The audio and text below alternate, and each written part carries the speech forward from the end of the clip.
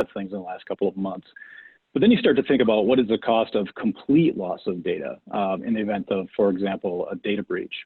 And we know from independent studies such as those from our very own Ponemon group that's right here based out of Michigan, actually out of Traverse City, that small and mid-sized organizations they're the easy pickings for hackers. And it's interesting because even today I continually hear from organizations that they don't think they are. But the reason they are is first, they think they're too small to be a target, and nearly 90% of small business owners think that they're not at risk of data breach. And the second item is that they often lack the time and resources, know-how, how to implement measures to protect themselves. And third, they don't detect a breach quick enough to recover, and it makes it even more devastating. A question I hear commonly is, who would even want my data? We're too small to be a target, and understand that is exactly the opposite of reality. The reality is that large organizations have entire teams dedicated to cybersecurity. They have chief information security officers. They have red team, blue team exercises, and if you're not familiar with that concept, it's the idea that I've got a red team attacking something and an opposing blue team that's defending it. More of these organizations are employing active threat hunters, where they are going out and hunting out throughout the network to detect and isolate advanced threats that evade their security solutions. And smaller organizations in reality, and I'm talking about the vast majority of businesses and organizations in this country, are at a disadvantage because they simply don't have the budget to support the cybersecurity programs that the larger organizations do. This leads to a reality that the threat actors, they find small organizations to be an easy target. So I get the question, why would they want my data? What are they even looking for? And I'll transition to the next slide here. This guy here, probably some of you, I've said in a presentation a couple of years ago with Cisco Systems, and they were talking about this infamous Willie Sutton guy. So you're on this cybersecurity presentation. You're probably wondering why I'm showing you a picture of him. For those of you not familiar with Willie, he ran on a 30-year crime spree, robbing banks before he got caught. He was in and out of jail, one of the most notorious bank robbers of all time. And I think he broke out of jail 3 times. He did all kinds of crazy stuff with disguises and dressed up as a prison guard at one point. He robbed banks dressed up as a diplomat. Just kind of a real crazy guy. Ran with Al Capone. It was kind of, if you read about him, it's kind of an interesting story. I won't say fun, but interesting. But when he was asked why he robbed banks, his question was really interesting. He said, that's where the money's at. And if you think about, Willie was right, and he had a highly lucrative opportunity to break into banks and find money.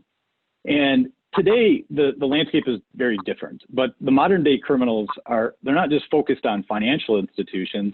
They don't just focus on one city or even one state. They're global, not just one country even. And instead of banks, they're focused on everyone. They've got access to new tools. They're not using stick-up notes and guns anymore. They're using ransomware and spear phishing and all kinds of other even more advanced tactics to get to the money. And so with data is the new gold. That's where the money's at. There's no industry that's immune. Criminals have figured out how to monetize the data on the black market, and every single organization is susceptible. So I want to spend the next couple of minutes and just give you some stories.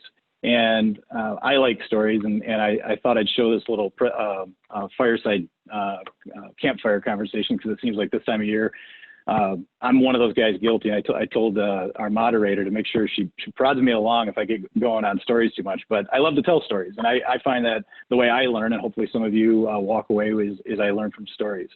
So the first one, and I'll run through these quickly, and I want to share with you that these are stories that happened right here in Michigan. They're stories that are people that inevitably people on this call are going to know. So I'll leave those stories very ambiguous. I want to protect the innocent. I won't share enough details that you'll be able to know who they are.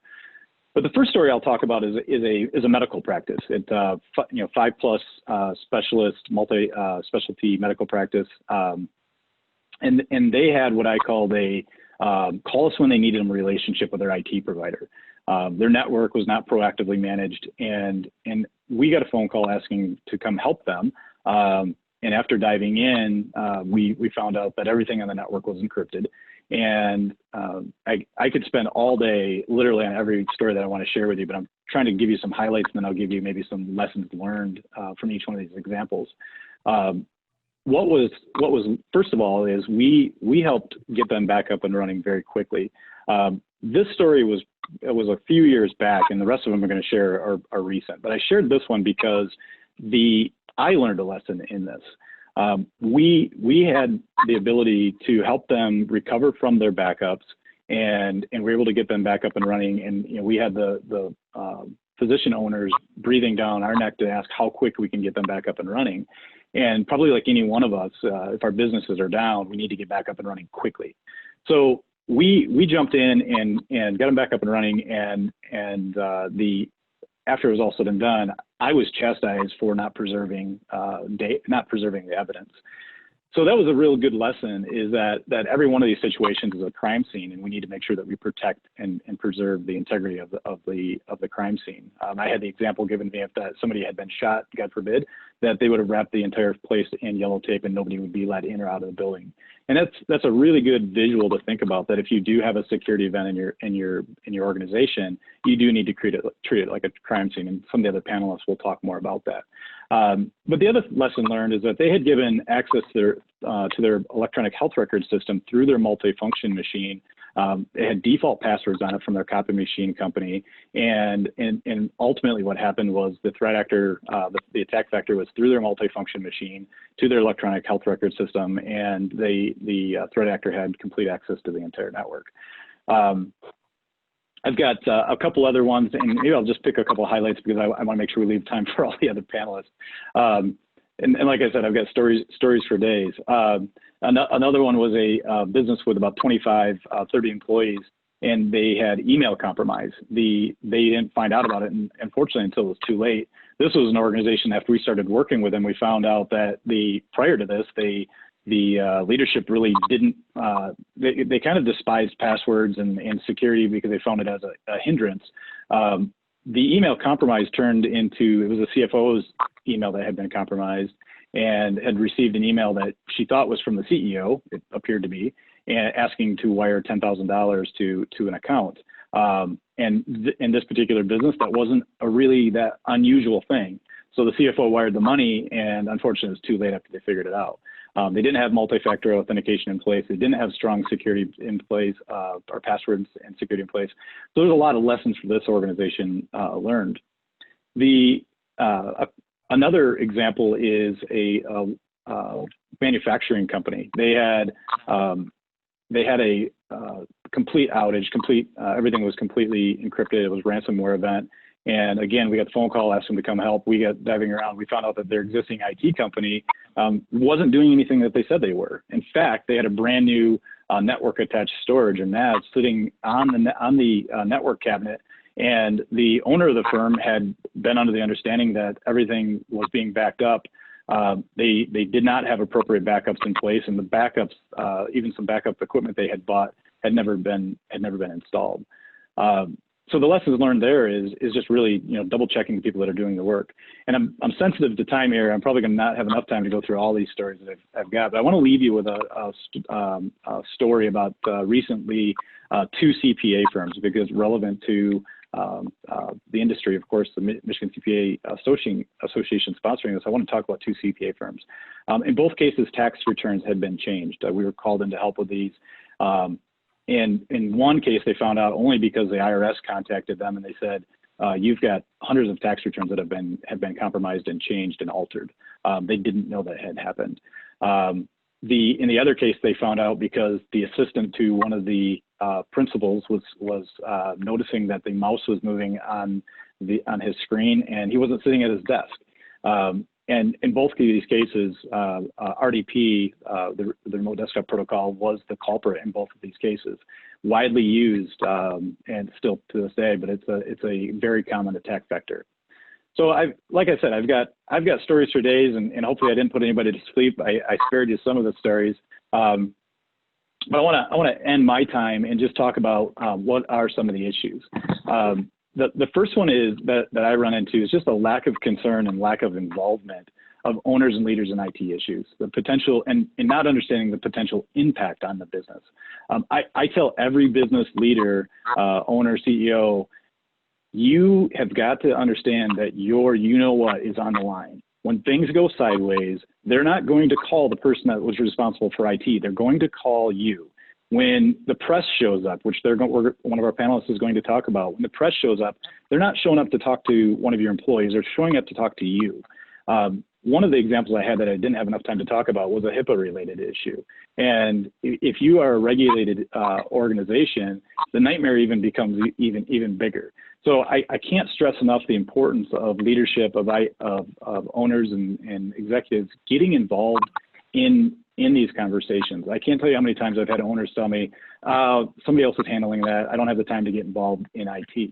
And it is imperative that you do. The second issue that I want to talk about is the lack of IT budget. I'll simplify this by saying that if you don't have a 1 to 3 year, one at a minimum, 3 year ideally, a 1 to 3 year technology plan and budget, get with your IT person or your IT company and demand one. There's no reason you don't have a 1 to 3 year technology plan and budget that reflects the plan that you have for your business. IT, for the most part, shouldn't be a surprise. This should be predictable. You should know what the proper investments in IT and IT security need to be.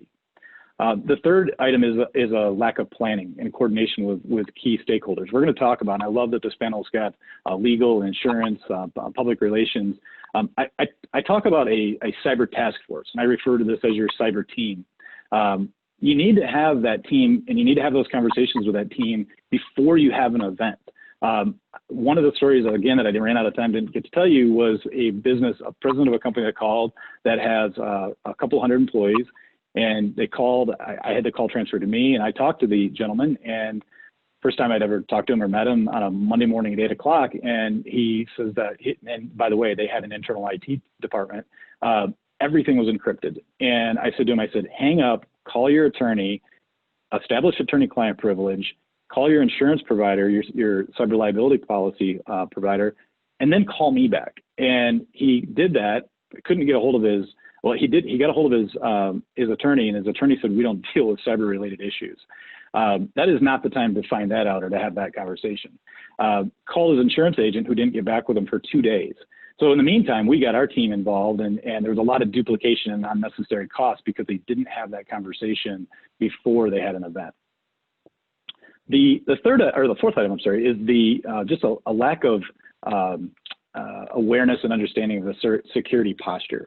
I encourage everybody, take a security assessment or take an assessment. If you don't have access to one, there's a lot of good ones out there. I'd be happy to follow up after this and provide some links to some that are out there. There's some that are free. There's some that have a minimal investment that you as the business leader can go through and know what your current situation is.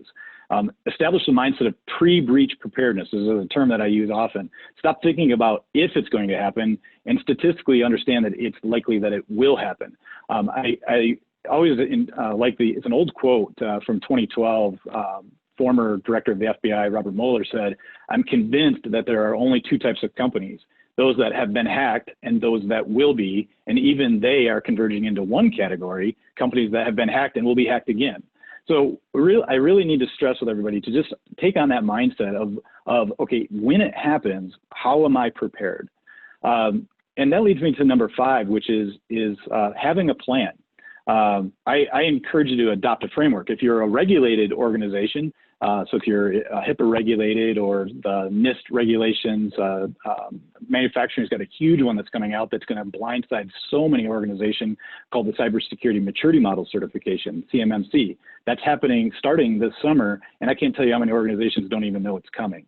So, if you're not regulated and you don't follow one of those, there's still the National Institute of Standards and Framework, NIST, has the Cybersecurity Framework, or CSF, that is for it's for unregulated organizations. It's a great framework. It's a map that you can follow and have a place to start, because it's something that you're not going to fix with like a light switch, but it's one of those things that you need to start and you need to have a plan. So adopt a framework. The next item is lack of training for employees. And by the way, these are in no particular order. You know, I find it staggering that organizations don't train their employees with a security awareness training program. Teaching your employees, this isn't something that you do once, by the way. This is something that is ongoing, something that you're constantly, as the threat landscape is evolving and changing, and the bad guys are perfecting their craft. You need to have a security awareness program that is ever going, that is always going, that is keeping up with the new trends, and you're testing your employees, understanding who are the clickers, the ones that really like to click or open attachments that they shouldn't. Users continue to be the primary source of most of the issues that we deal with. And it always comes down to a lack of training. You know, of course, there's the ones that are purposeful and deliberate, but more often than not, the issues that we deal with are ones that were accidental. They didn't even know they did it. So I've got two more. The next one is a lack of accountability. And I use that term because a lack of accountability for internal and external. Some organizations have an internal IT department. My experience is that organizations with, and this isn't scientific, but it's just an observation of mine, organizations with about 50 employees or less these days, they've outsourced their IT. And organizations that are larger still lean on organizations like mine. You know, they have to augment their internal teams. But regardless of how your IT is being managed, and hopefully it is being managed, I encourage you to get a second set of eyes. There's a really interesting reality in the United States that you cannot get a haircut without having a license. Yet, this might come as a shock to some of you on this call. You can't get a haircut without, or you can't perform a haircut without a license, but you can perform IT services without a license. There's not a state in the country that I'm aware of that requires you to have a license, a certification, or any education to do to perform IT services. And yet, you think about IT has access to every bit, and maybe pun intended there, every bit of data and every bit of information that every organization they work with has. So I'm not on this suggesting that we regulate or require licensure, but I do recommend, and I think some of that's going to happen anyway, but I do recommend that you do get a third party or an outside assessment. You know, in accounting, of course, we talk about peer reviews. Have somebody assess who was ever taking care of your IT services. And the last item that I'll talk about is an exponential growth in the remote workers and personal devices. This, of course, it blew up exponentially with the COVID-19 crisis. So many organizations just needed to get, the ones that could continue to work, of course, there's a lot that didn't, but the ones that could continue to work just wanted to get their employees back up and running from home or remote, mostly from home, with whatever device they had. And unfortunately, too often that meant that they were using personal devices. Even worse yet, they were connecting personal devices with VPNs back to the corporate network. So now whatever the risk on that personal device, the one that maybe the kids were using, or goodness, you know, who knows what's on that device, now is being exposed completely to the organization's network. So you really need to understand the use of personal devices, understand a remote workforce strategy. There's a whole topic I could talk about on remote work. Maybe we do a follow-up conversation about that. But remote work, you need to have a plan. So many organizations still to this day have people working at home or working remote without a plan. And that plan needs to include security. And so I said my last one, but I do have one more. I said a minute ago, data is the new gold. So I'll leave you with this. There's a few things that if you're not doing and you haven't wrote anything else down that I've said so far, write a couple of things down. Multi-factor authentication, MFA for short. Microsoft, there was an article in Forbes last fall where Microsoft was quoted as saying MFA, or multi-factor authentication, is the least you can do if you're at all serious about protecting your accounts. The rate of compromise with accounts using any type of MFA is less than 0.1% of the general population. But despite that, they see less than 10% of users are using MFA. And it's staggering to me. I see individuals using MFA for their Facebook accounts and their social media accounts. They use it for your banking accounts, but yet they're not protecting the most important thing in their professional world, their business. I don't understand the psychology of that. So if you're not using MFA, get with your IT professional today, and if you don't do anything else I've talked about, implement a multi-factor authentication and ideally single sign-on along with that. The second one is password management. So many people are reusing passwords, and it's because it's convenient. Same email address, same password for all your accounts. Well, guess what? The bad guys know that and have the ability to go online onto the dark web. And in fact, if you want to go to Have I Been Pwned, which is Have I Been PWNED.com, you can see some of these compromises and see, you can type in your email address, and whether it's your LinkedIn account or any of the various number of compromises that have happened over the years, they're all listed there. So if you use that login and password for that account, well, guess what? The bad guys have your login and password to your account. One of the things I love to do is to show up at a meeting with somebody and give them an envelope with all their passwords in it, and they look at me upset at first, wondering how I got these passwords. And I go, well, guess what? They're online. And then the last one is mobile device management. And I brought this one up because with so many work from home and BYOD or bring your own device situations going on, organizations today are lacking the ability to control the data that's on those devices. So if you don't have mobile device management in place, or MDM for short, talk to your IT person about implementing that. So, hopefully this was a good tee up to where things are at, and I will turn it over to Brian on our panel and let him share some additional information. Thank you. Thank you. That's a lot. Thanks for scaring everybody. Yeah. I noticed everybody was really quiet, but maybe because they're muted. I'll share my screen here. Thank you. My name is Brian Plarski. I'm with Brown & Brown Insurance. We're an insurance agent. We help individuals and business owners analyze risk, purchase insurance to protect it, and help manage all the mess that could come with that. So to make up time, I'm going to jump right into it. So a good transition from what Chad was saying is data is gold, and this is the crown jewels of that gold. This has all the value. So a lot of times I meet with organizations, this is some of the points Chad made, and they aren't sure that they're really a risk, that no one's really concerned about them. But all of them have data that hackers have monetized, and these are the crown jewels of that money. There's personal information of their employees because of payroll. There's personal information of any dependents they have, may be enrolled in a health system, a health plan. You may be taking credit cards or payment cards. That's accelerated drastically since COVID by businesses that didn't traditionally do that. You have confidential business information that's your own trade secret or other copyright items. All that has value in the black market. I often spend time trying to educate and motivate my clients on why they need this stuff, because it's so hard to really assess upfront what could happen, because as Chad said earlier, no one thinks it's going to happen to them. So Chad hit a lot of those pieces, and I absolutely agree with some of the sentiment that I see out there, is that there's not going to happen to me. We're too small. We don't have that valuable of information, which I think Chad has proven is not the case.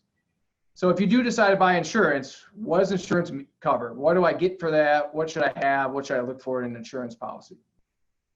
And on your screen, you should see these are the traditional, now somewhat standardized insurance coverage options. Now I'm going to take a step back and say right now there are about 500 active cyber insurance forms out there. So there's a lot of variation. In fact, it's come a long way. About 5 years ago, it was the wild, wild west of insurance. If we obtained 5 cyber quotes from 5 insurance companies, they would be completely different. They would use different terminology. They would use different type of coverage items. They would have different exclusions in them.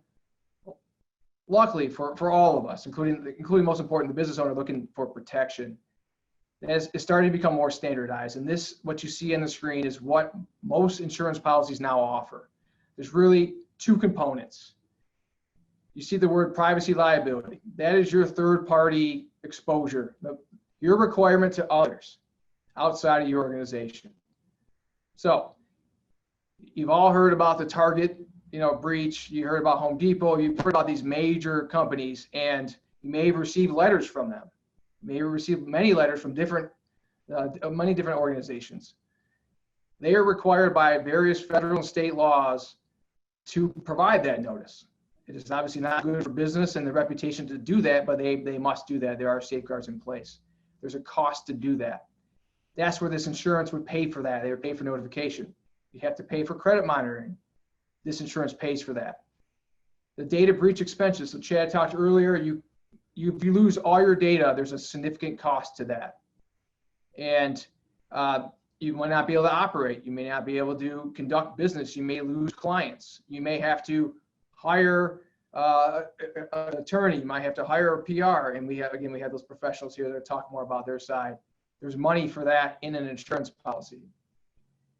The content they take, you may have liability for. It could be copyright infringement. You may have it of others. You may have other media type that's protected under different IP laws. And that, again, could happen from a breach, and you could be held responsible for that. There could be other costs to restore your data.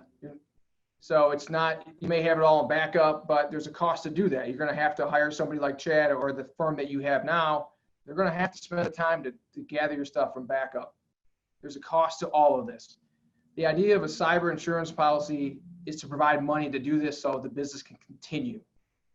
The other thing that a cyber insurance policy provides is resources. So Chad had mentioned, and Claudia and Danielle talk more about what they do and when these events occur to businesses. But a cyber insurance policy will help bring these people into the fold for a business. So let's say, and this has happened a lot, and I'll end with a couple stories. Let's say that you come in one day and you go to log in, and there's a bot on your screen that says you've been hacked, we've encrypted your data, you give us $10,000 in Bitcoin. Okay, does anybody know how to get Bitcoin? Not so easy to do. There's a whole network, it's a whole process in order to obtain Bitcoin and make the transfer. And it could be other cryptocurrency that they're requiring. It may not just be Bitcoin, it's just one that's commonly known.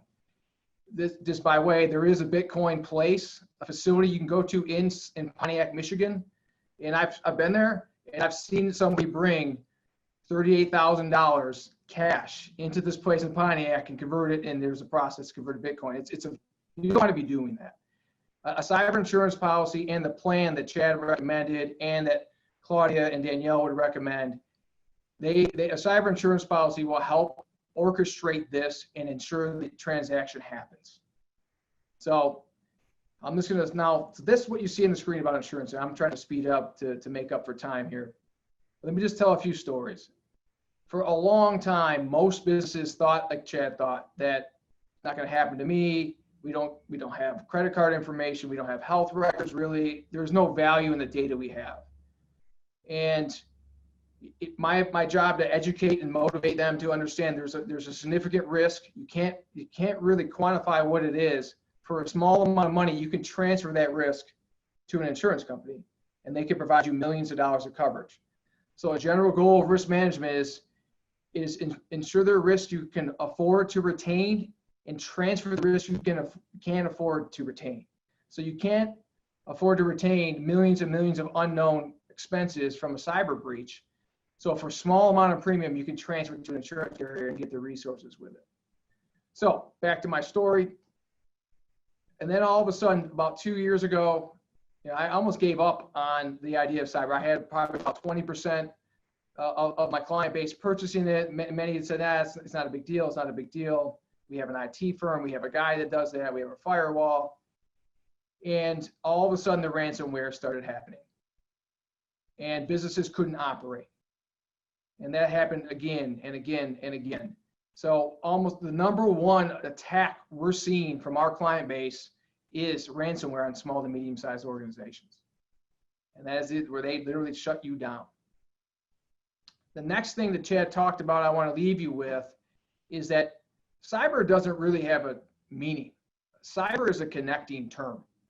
Cyber insurance, cyber crime, cyber technology. It's a connecting term. It joins things together. But what cyber is in our world, what we look at from insurance and what you're looking for, it really is a form of crime. It's just a different methodology to conduct crime. And having a cyber insurance policy isn't enough to protect the full cyber risk you face. The other thing businesses need to have is a crime policy to zipper up with cyber. Because cyber is going to deal with breach and expenses, but there are iterations of this cyber crime that a cyber insurance policy will not pay for. Last story I'll leave you with is that, we talked about phishing day, and I'm talking about phishing with a PH. It's just this email phishing. So a hacker got into a client's network, and they saw some exchanges of invoices between my client and some pretty large organizations, Mazda being one of them, Ford being another, Boeing being another. They saw invoices paid, exchanged amongst each other. They then replicated the user's name of my client, and they went to Boeing, they went to Ford, they went to Mazda and said, hey, they attached the invoice, you never paid us for this invoice. Mazda, Boeing, GM all said, yeah, we did. And then the hacker said, well, we changed our bank account. Okay, GM, Mazda, Boeing, here, if you change your bank account, fill this form out. We'll change, now going forward, we'll send the money to the new bank account. A few months later, $1.5 million later, receivables not received. My client's like, where's our money?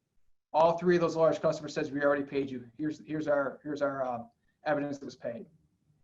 A cyber insurance policy would not pay for that event, because what happened was the bad actor convinced and tricked the third party to send the money somewhere else. So how does a client get insurance for that? Third party crime that occurs at a third party, so it doesn't happen within the organization. So a crime, how much money does this stuff cost? Everyone, I have to answer the question, how much money we're talking about.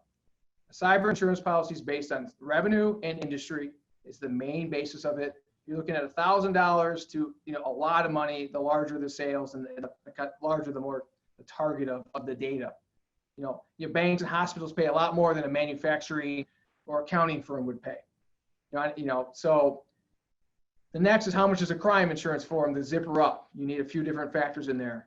They're very inexpensive. A crime insurance claim isn't made very frequently. It's made every 18 years. So those are a couple $1,000s a year. To have those two, most small to medium-sized companies can get good cyber and crime for $5,000 a year. And that way it pays for all these professionals on here. It gives resources, and it gives the business a fighting chance to survive financially if there is a breach. With that, I'm going to turn it over to Danielle. I'll stop sharing my screen right now. Thank you very much. I'm going to see if I can make this work the way everyone else did so seamlessly. All right.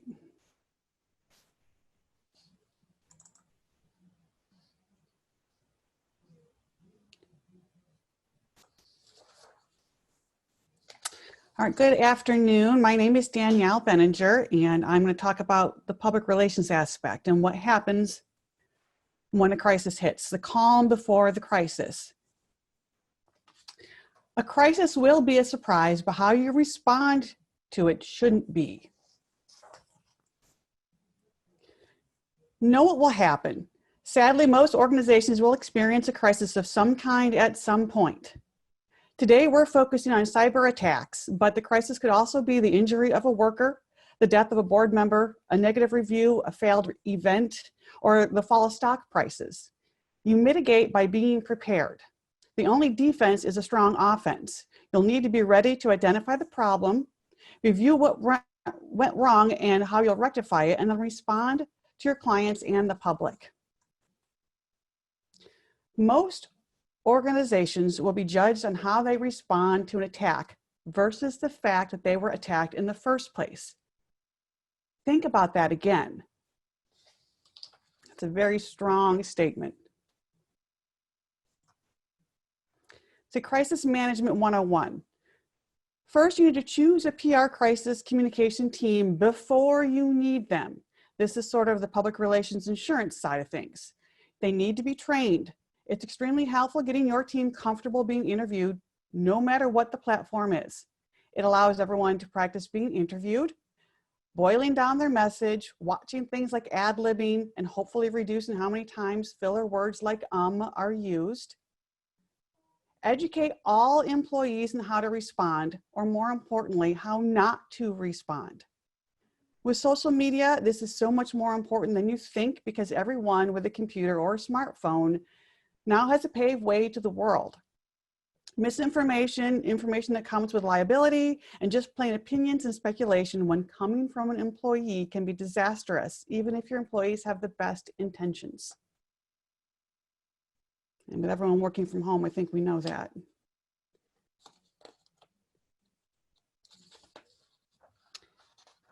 You need to have a plan or a checklist of what needs to be done. Know who you call first when a crisis strikes. Make sure you have contact information of your key staff, outside experts, friendly journalists, influencers, and have drafts and templates of press releases, interview questions and answers, social media posts, etc., all run by the team and blessed by legal before you need it. Based on the crisis or cyber attack, know what else you may need to share or offer, potentially including holding statements, social media monitoring, possible credit monitoring for clients, etc. And most importantly, stay calm. I know everyone will be panicking. Everyone wants action and answers, but you need to remain calm and follow your crisis procedure. Your clients are going to need to know that you are in control. It's easier said than done, of course, which is why you need a plan. Building a PR response team. Ideally, your CEO should lead your crisis team, along with your head of PR and legal. However, depending on the nature of the emergency, you will need other people on hand with knowledge related to the current crisis. This will include possibly IT, forensic accounting, etc. Your CEO may not be the best person to answer every question, and they shouldn't be expected to, but that's where the team comes in.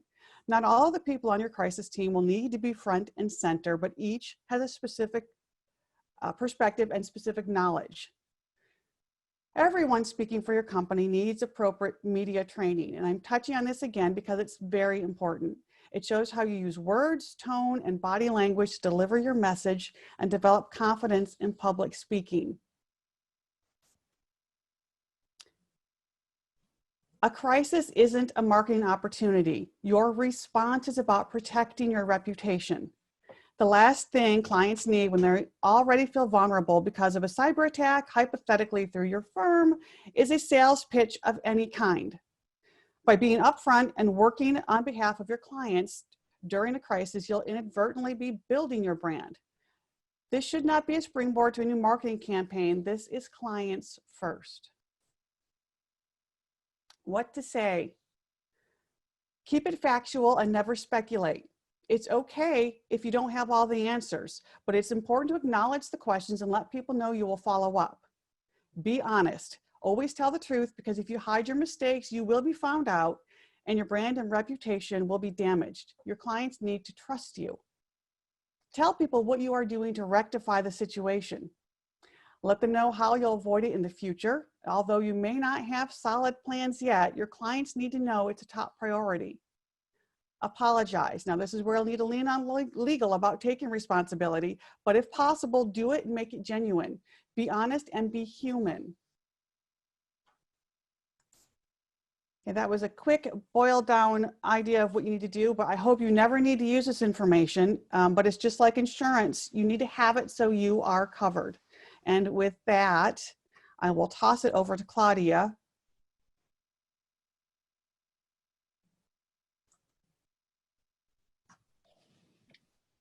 All right, there you go. There we are. Welcome, everyone. So thank you to the Michigan CPA group, organization that I have had the pleasure of being in front of before for a number of years dealing with cyber, and also to those of you who are giving up a beautiful afternoon. I'm sure it's sunny out there somewhere as we sit here and deal with cyber. I will share my screen and look at what we've got here in the way of cyber and where we're going. So it's really inevitable. I think Chad mentioned this. How it's, if you haven't looked lately, you probably have been the victim of some kind or another of a cyber attack. The trends are out there and have been peaking lately. We have two things that we're dealing with right now in the way of trends, COVID being one, and the number of hackers that are trying to intercept those payments or trying to intercept the concerns and sensitivity of folks with regard to this virus by sending links that lead them to malware. And then the old things that have been around for a long time, the hacking, the ransomware. I think Brian was talking about a man-in-the-middle attacks and wire fraud. Those are pretty common. And they keep coming back. The ones that keep coming back are the ones that work. One that I saw recently in the last couple of days is this: hackers are now using CAPTCHA, which is interesting. CAPTCHA used to be there to protect us and keep us from knowing if a site was legitimate or not. And now the bad guys are using it. So welcome to a new world. The other sort of interesting, and I think Brian, you were mentioning this with regard to, or maybe Chad, I think multi-factor authentication. Yeah, I had a call from a client 2 days ago where they have multi-factor authentication, but one of the partners clicked yes, approve, when it was the hacker that had used his email and credentials to try to get in, and he was just thinking that somehow this was an IT function and he needed to approve it. So training your folks is of course really important. So legal, I do the kind of cleanup. You know, we've had the IT folks and insurance and marketing, and then we're dealing with, okay, the law. And we have a true incredible headache. If you've had a breach, you understand that. If you haven't, be prepared, because we have 50 state data breach laws, in addition to those in Puerto Rico, the Virgin Islands, and Guam. They're all different, slightly, by defining what personal information is, by defining what's a breach, by defining what you have to do, by defining who you have to notify, and so forth. And it's a true headache. We also have federal law, and you all as CPAs or in the accounting business are familiar with Gramm-Leach-Bliley. That's been around for, gosh, almost 30 years. Federal Privacy Act covering federal organizations, government, fair credit reporting, that's been around. The FTC, the interesting thing with the FTC is that they're getting into, people are now trying to say, well, I'll have a policy, and I'll put the policy and say we're secure, or we're protecting your privacy, or we'll never sell your information.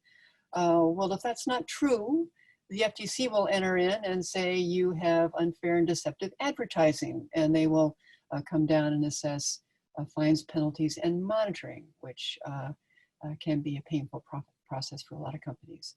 And then, of course, I think, Chad, you mentioned HIPAA, high tech.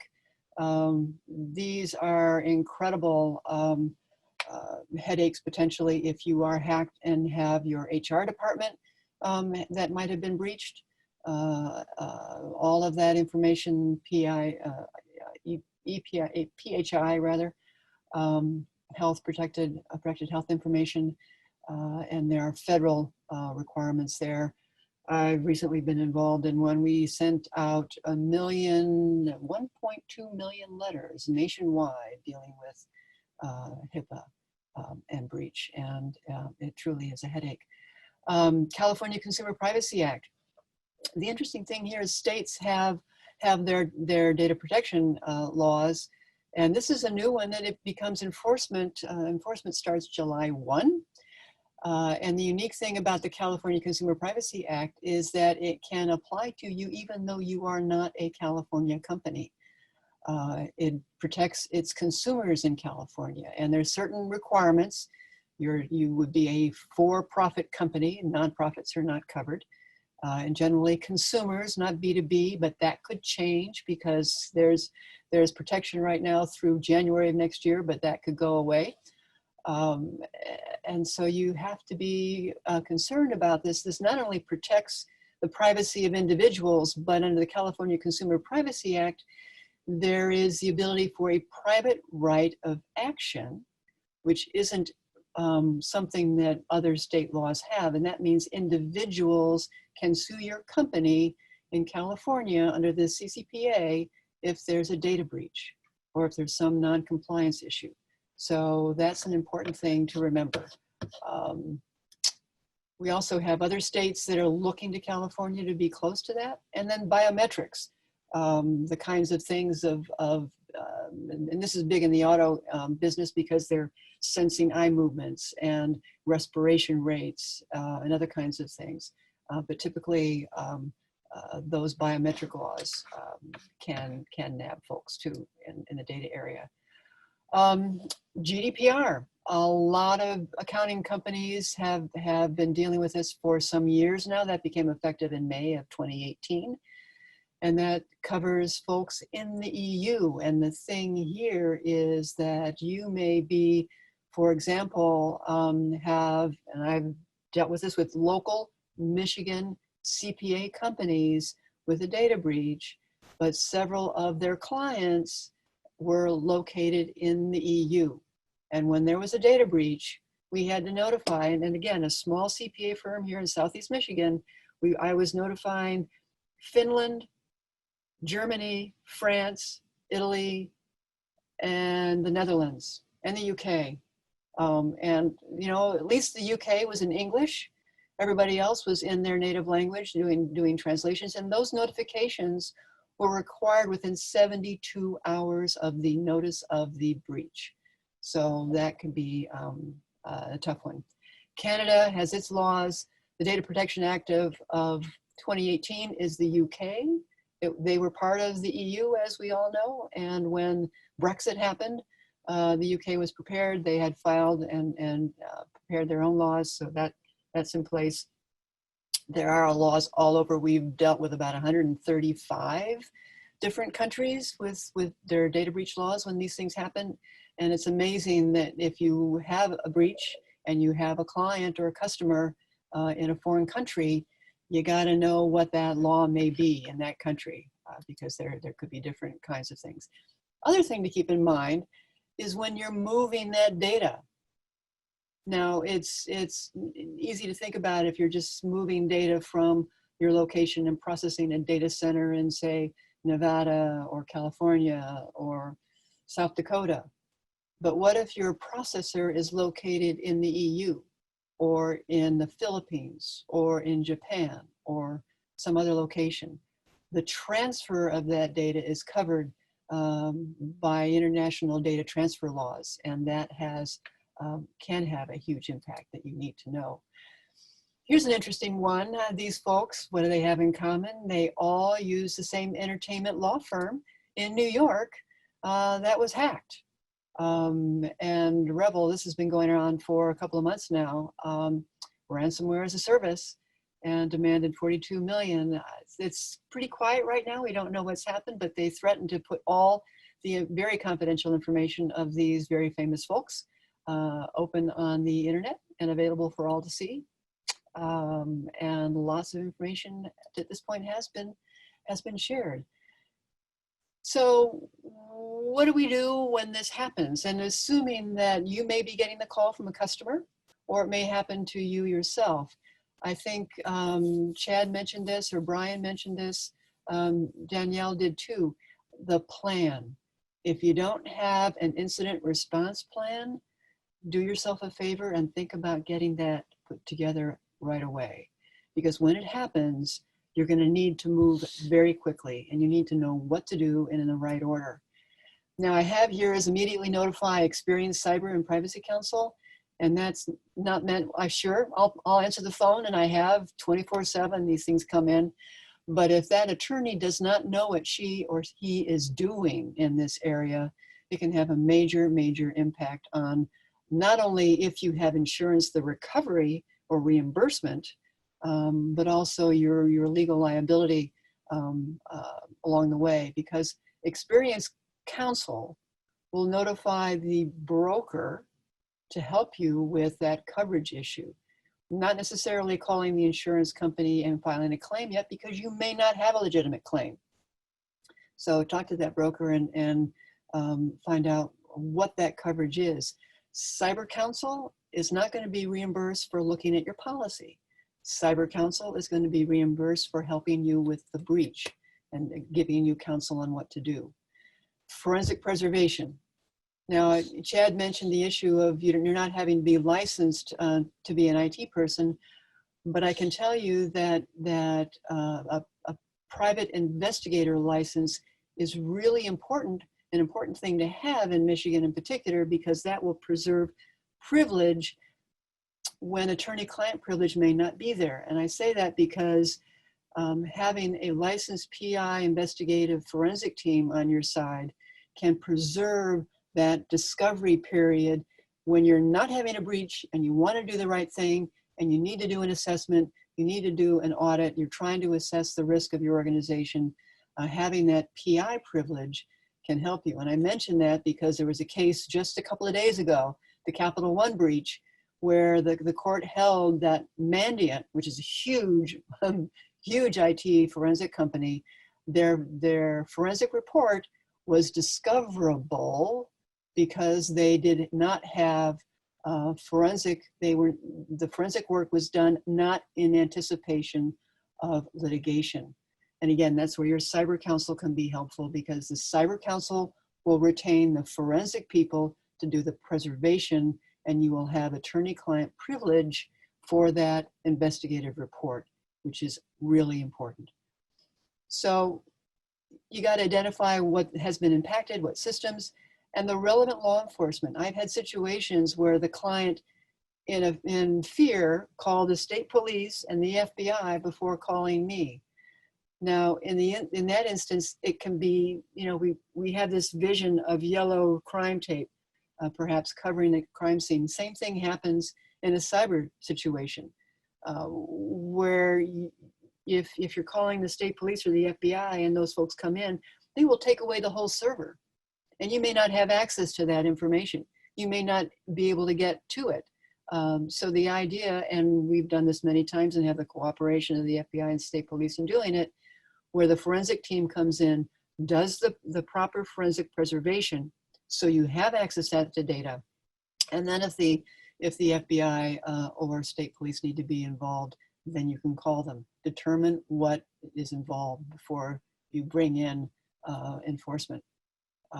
Then, of course, determining what your legal obligations are. I mentioned all the state data breach laws, the federal laws. And here's the other sorts of things that folks often don't think about. If there's a ransomware situation and your data is encrypted and you have this paperless policy, where's your implementation incident response plan? Is that going to be online and encrypted too? Do you have anything that's in paper, in print? I had a situation of ransomware 5 years ago when the whole IT network, all that information was encrypted, and everything had to be inventoried from scratch. Not a good place to start when you're dealing with those kinds of issues.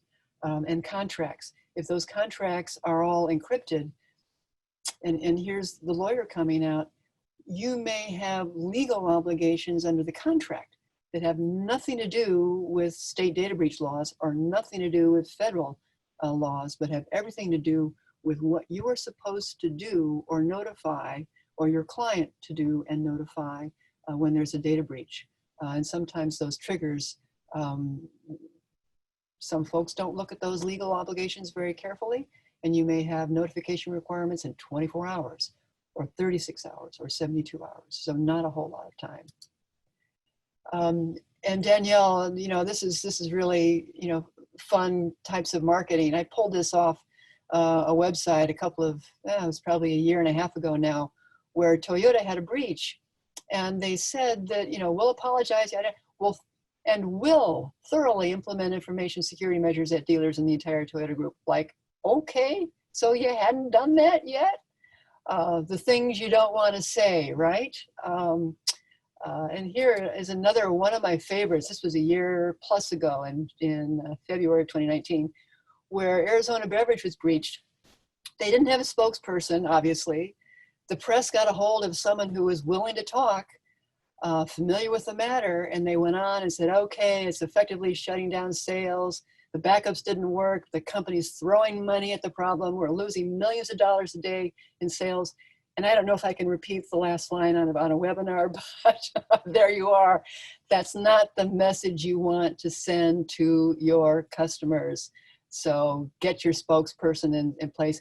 You know, and in what I've done too is I've developed templates working with the PR folks in advance of a breach. There are a lot of things that just don't change, and you can fill in the blanks. This is not rocket science. And I think I mentioned the contractual liability issues, security and privacy representations, what you say in the insurance coverage, really, really important. And when you're looking and drafting clients, and again, or contracts rather, these representations are really, really important. And I don't know that a lot of attorneys, contract attorneys, are not that aware of the kinds of implications these representations can have in a contract. And you know, you may be contracting or looking at contracts on behalf of your accounting clients and customers. But for example, where are the servers located? If the servers are located out of the country, you could have GDPR implications. That's a whole other ballgame if that's a problem. If it's a cloud, is that a private cloud or is it a shared cloud? Whose cloud? And what are the terms of that cloud? Really sort of important concerns. Also, I think I mentioned the state and regulatory statutes that are involved and the enforcement that can come that way. And I think just some questions here at the end, the kinds of things that you can ask your clients. And I've been talking to CPAs now, gosh, it's been at least 10, 15 years. Actually, my first webinar or actually in person back in the days when we did that, was in '97 at an annual conference of AICPA on e-commerce issues. And certainly it has changed since then. But I've always said that CPAs, as audit professionals, have a real opportunity in the risk assessment and auditing part of cybersecurity. And it's a great marketing opportunity. And these are the kinds of questions to ask in terms of security framework, ISO, NIST, cybersecurity framework, vendor questionnaires, risk assessment. You folks are trained in dealing with the kinds of issues that come up in terms of risk assessment. Employee training, firm training, organization training. You know, and the really important thing, and we think about COVID-19 and the fact that many people are still teleworking. Here we all are in our home offices doing this today. And there's something to be said, and I'm sure Chad will have that agreement. When your IT and security people can control the perimeter of the organization, there's much more security than when all of a sudden they're spread out into the hinterland and each individual represents a potential vector of vulnerability. Because what's that home network doing? When you're teleworking, are you going to do that from your home and maybe your security of your own? Are you going to go down in some public Wi-Fi place or go to the library? Or, you know, the Wi-Fi security is hit and miss in many instances. So be very careful, particularly in these teleworking days. The other couple of things too, security and you know, Chad and I, when we were talking about this presentation, had this comment, all IT people are not necessarily forensically trained as security people. So you gotta ask those questions of your IT. Do you know cybersecurity? Have you dealt with a data breach? Not your own. Do you have experience in that kind of thing? And in terms of budget as well, the C-suite needs to be informed.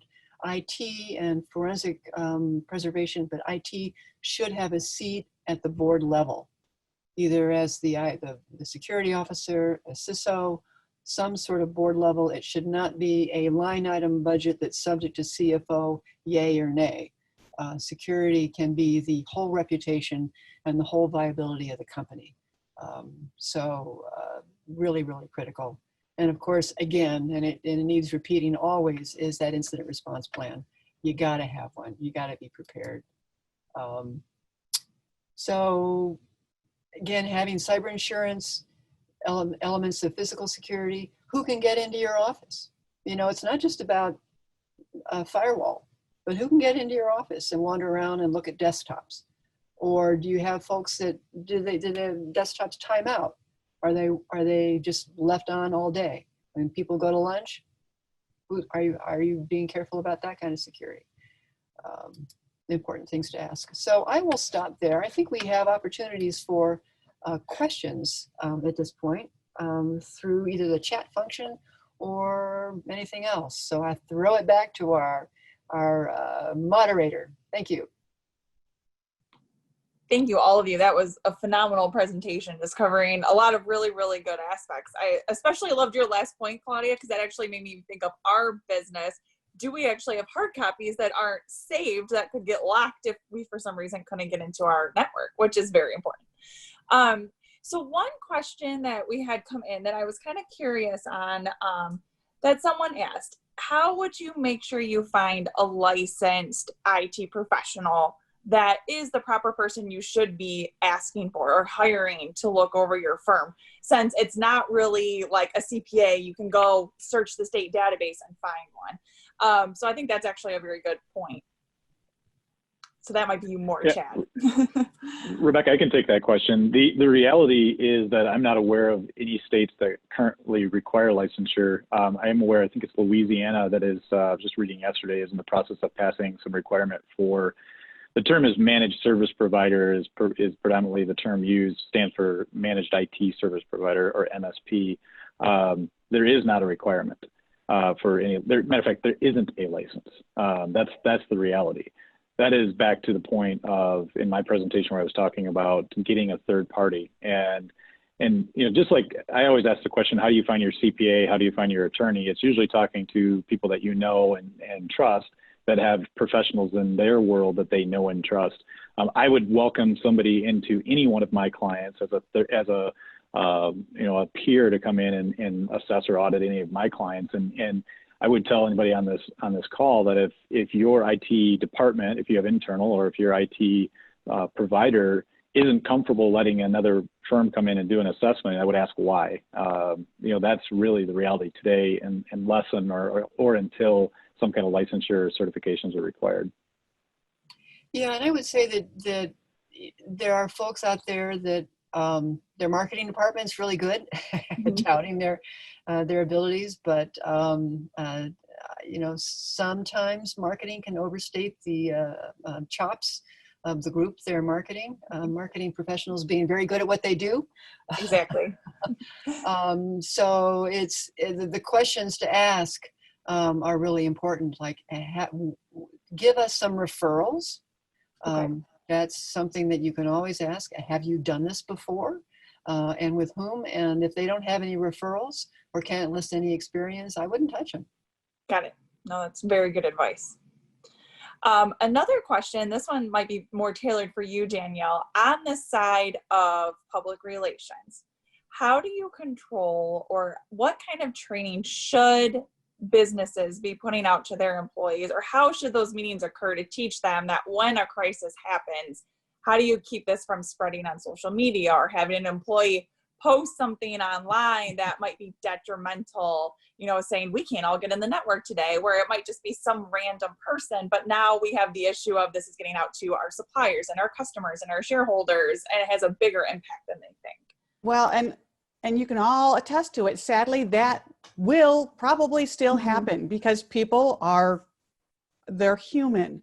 So the training, as everyone mentioned, it's a plan. It starts from the very beginning. And we typically, when we're hired into a corporation, big or small, you're taught your elevator speech and what you say about your company in 30 seconds, what you do, what you offer, what your role is. And that's usually where people stop with that.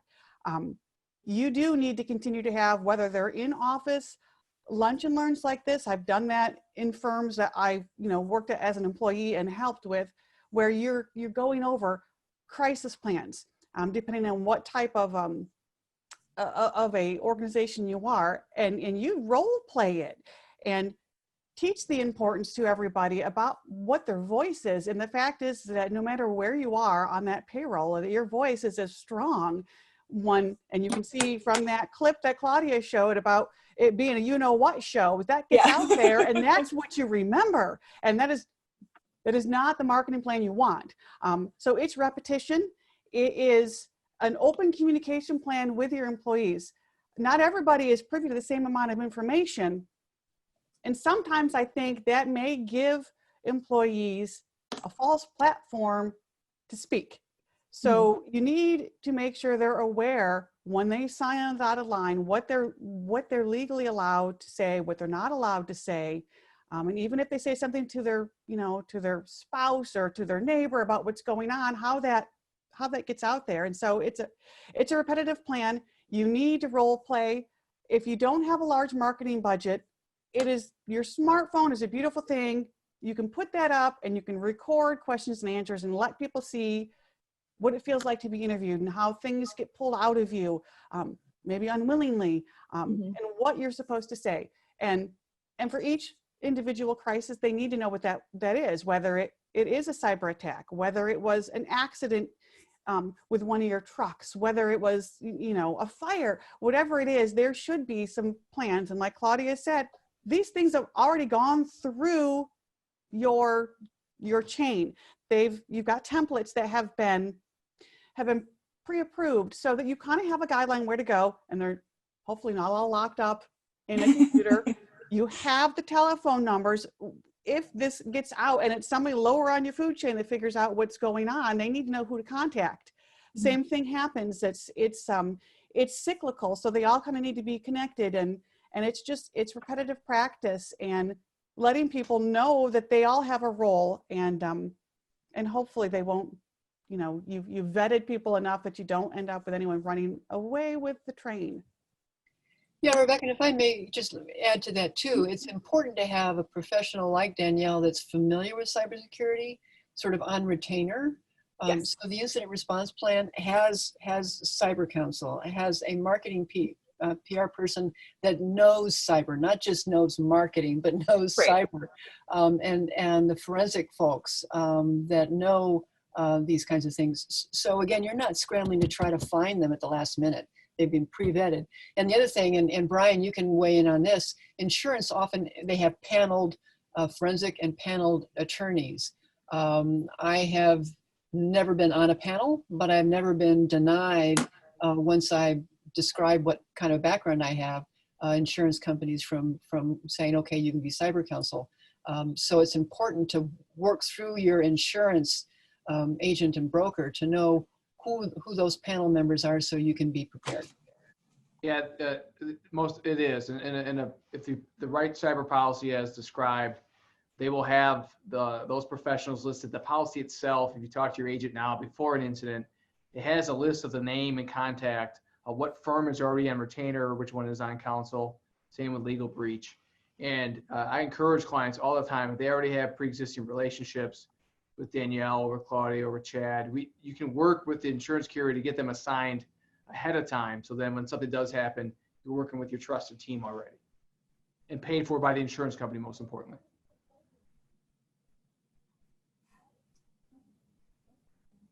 Chad, do you have anything else that you wanted to add? I know you had mentioned. This panel's done a great job.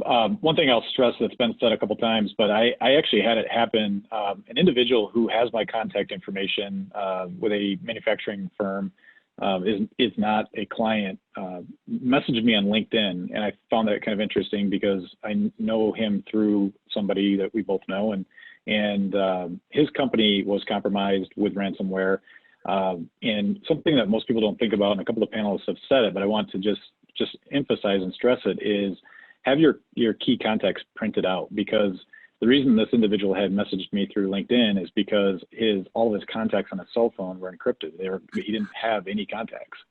So I don't know about the rest of you, but other than my wife's cell phone number, I don't know my kid's number. I don't know anybody else's number. So none of us remember numbers anymore. So have your key, your attorney, your insurance agent, your PR person, your IT person, have your key people's numbers. As silly as it seems in today's day and age, to have something printed out, but have them printed out in a place that's always accessible to you. No, that's really, really good advice. That's definitely one of my takeaways from everything that I've learned today. No, go ahead, Brian. I was going to add an insurance note to that. It's a more common coverage in the insurance is called bricking. So these iPhones, they're $1,200, right? And when they do that, they're as worthless as a brick. So that can happen in advanced manufacturing facilities with smart, IoT. A lot of devices that are very expensive can be made worthless through a hack or encryption or a breach. So when you're looking at insurance, the term bricking, it is turning this valuable equipment into a value of bricks. So that the insurance will pay for that type of situation. No, it's a very good point, especially I know our manufacturing facility is so automated now and everything's linked. So that would be a huge cost if anything ever happened. So another question that I think everyone kind of has, is there anything that you can really do against the bad guys? Once you get all your data back and you've been working through, is there legal action you can take?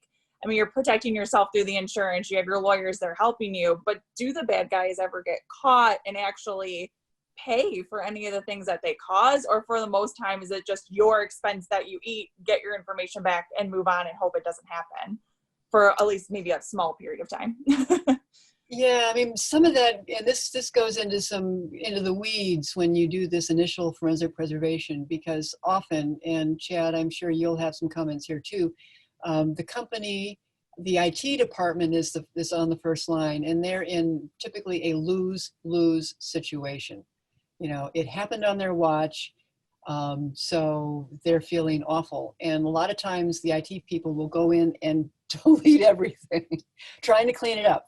They'll try to, so the evidence is basically been corrupted or doesn't exist. Or we have some really sophisticated hackers that erase their tracks as they leave. I mean, either of those situations. Occasionally, and this has happened, we can find the bad guys if those IP addresses and they are located in the US, there's hope. If they're located outside the US, which is pretty common, we have extraterritorial issues, depending on the country they're in. Good luck. Yes. And that can be a problem. There are those that believe we should have hack back. And that all that would do is create vigilantism among 350 million people in the US trying to hack back, which is not a nice recipe for calm situation. So it really is one of those things that's very difficult to get the bad guys unless they are domestic. And the good news is if you had the forensic preservation there early, and they were stupid enough not to have the sophisticated kind of malware that erases their steps on the way back. But the really good guys, they pull back the breadcrumbs. It's really hard to find them. On the crime side of that, not on the criminality side, but on the money itself, the insurance carriers are advertising what their recovery rate is, and it is more than 50% on the computer funds transfer where they're getting in. The money is recovered, and that helps from a claim standpoint and a premium standpoint. If the claim dollar has been recovered, you made whole, and you don't see. And people are worried if there's a claim, there's a big price increase. A couple carriers are for 2020, some are in a 90% recovery rate on all the type of phishing crimes. It's partly due to the financial infrastructure is much more proactive. A lot of the financial institutions and the other protocols they have, that's assisting the carriers in recovery. But from the money side, we're seeing a lot more success on that, but not from the criminality side.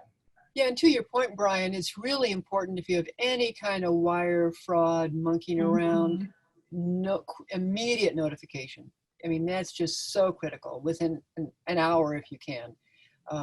That's really, and in terms of making that point to employees, particularly in the accounting or purchasing departments, anything funky going on, immediately notify somebody. No, thank you. We're kind of getting to that point where we're going to start wrapping up. So I want to just put the question out to any of our participants. If they have any additional questions they would like to ask us as we get to the last few minutes, feel free to enter them into our chat box and we can read them out loud to the panelists and get any final questions answered before we hit our 1:30 deadline. Oh, someone actually asked, will they get the slideshow? I think we could compile that for everyone, Jody, and have it sent out. I know there were some really nice slides that would be great to have just in your toolkit for work that we can share with our participants. So yes, we will get those out to everyone on the call. Absolutely. All right, well, if we aren't seeing any other questions come in, then I just want to take the opportunity to thank the panelists today. This was exceptionally informative, just so much information that when you hear it, it makes so much sense, but it's not necessarily something that you think about all the time, and we should be. So thank you, Chad and Claudia and Danielle and Brian, for sharing your expertise. Thank you, Becky, for hosting, moderating for us, and also the Corporate Finance Task Force for helping to put this roundtable together. If anybody is interested in learning more information about the task force, it's fairly new at the MICPA. It's really focused on providing value and tools for our members who work outside of the space of public accounting. And if you're interested in information, you can contact me and I'd love to tell you more about it. Otherwise, again, this session was recorded. If you want to go back and listen again or share with one of your colleagues, it will be posted to our website probably within the next couple of days under the COVID-19 responses, and you can find the rest of the roundtable videos as well.